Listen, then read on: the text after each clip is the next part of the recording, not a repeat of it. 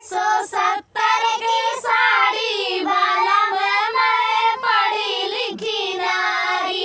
1670 की साड़ी वाला मैं पढ़ी लिखी नारी। 1670 की साड़ी वाला मैं पढ़ी लिखी नारी। 1670 की साड़ी वाला मैं पढ़ी लिखी नारी।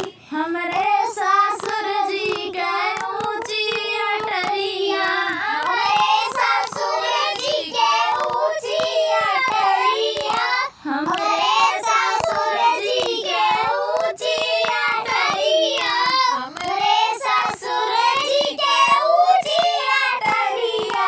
चढ़ते में फाटल किनारी वाला मैं पढ़ी लिखी नारी।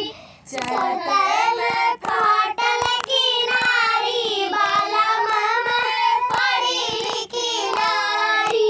1670 की साड़ी वाला मैं पढ़ी लिखी नारी। 1670 की साड़ी वाला मैं पढ़ी लिखी नारी।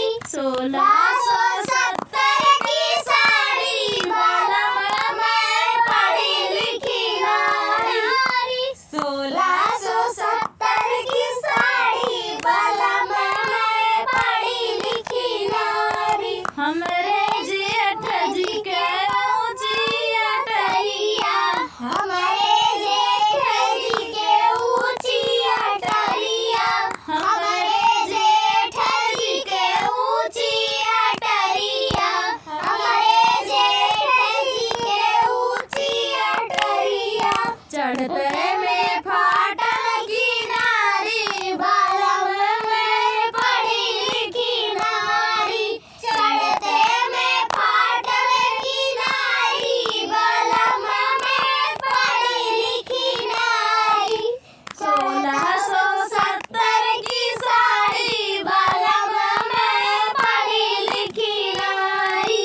1670 की साड़ी वाला मैं पढ़ी लिखी नारी। 1670 की साड़ी वाला मैं पढ़ी लिखी नारी।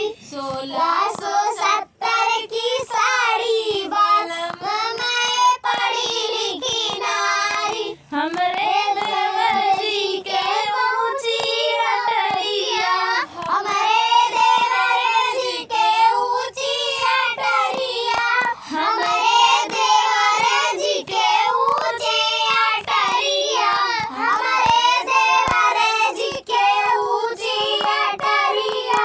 चढ़ते में फाटल किनारी वाला मैं पढ़ी लिखी नारी। चढ़ते में फाटल किनारी वाला मैं पढ़ी लिखी नारी। चढ़ते